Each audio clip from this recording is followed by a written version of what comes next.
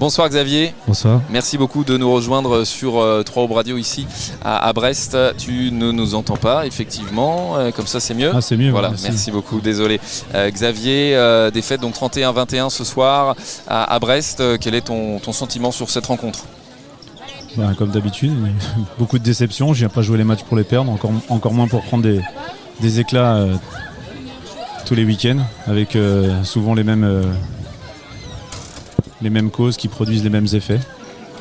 Ces pertes de balles, ces passes mal assurées notamment, sur des phases d'attaque, pour les ailières entre autres. Ouais, pour tout le monde.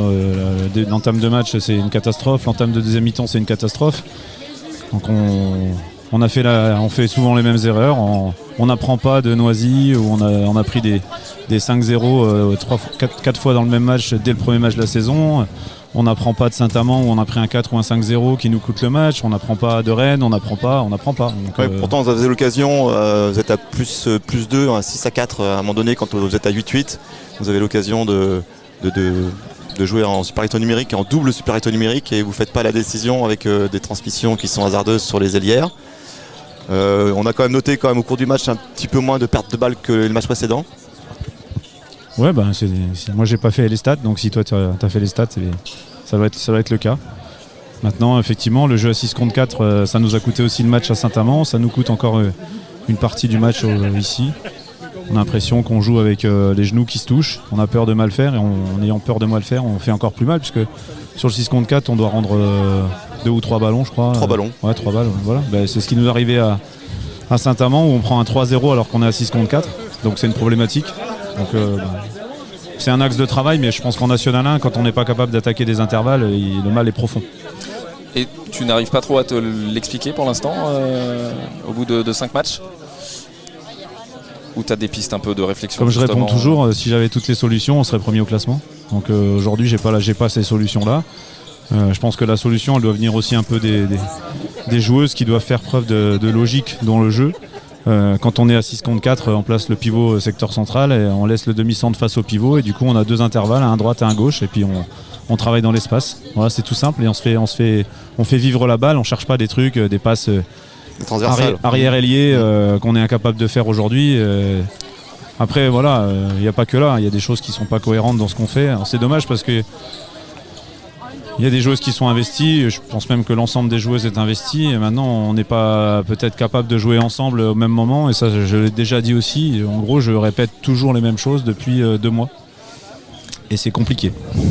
On peut aussi quand même noter aussi la belle défense de Brest, avec des fermetures à 2 souvent qui nous ont bloqué l'accès direct au but. Oui, de toute façon, je suis d'accord avec toi. Toutes les équipes vont défendre l'accès au but. Après, c'est à nous de trouver les solutions. Et pour l'instant, les sorties de balles sont trop lentes. Il y a toujours un dribble intempestif, il y a toujours une balle qui sort pas.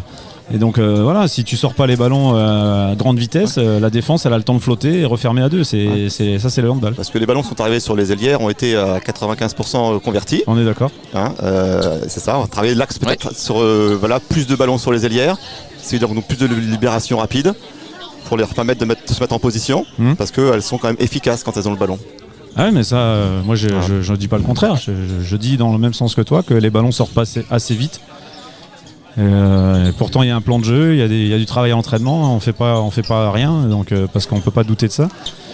Et voilà, après on a un problème de vitesse dans la circulation de balles qui nous fait perdre les matchs actuellement. 2 semaines donc de travail désormais avant le retour à domicile, qui peut faire du bien aussi, Xavier, pour peut-être créer un déclic, en tout cas quelque chose pour enclencher déjà une première victoire. Ouais, peut-être, j'en sais rien. J'espère qu'à domicile on n'aura pas l'excuse de la colle, donc du coup à nous de maîtriser la balle, de la sortir le plus vite possible et de battre nos adversaires. Merci beaucoup Xavier. Je t'en prie. Merci à vous. Xavier Le Sueur, l'entraîneur de Sainte-Maure 3 handball, après cette défaite ici à Brest à la salle Pénard Stréat 31-21.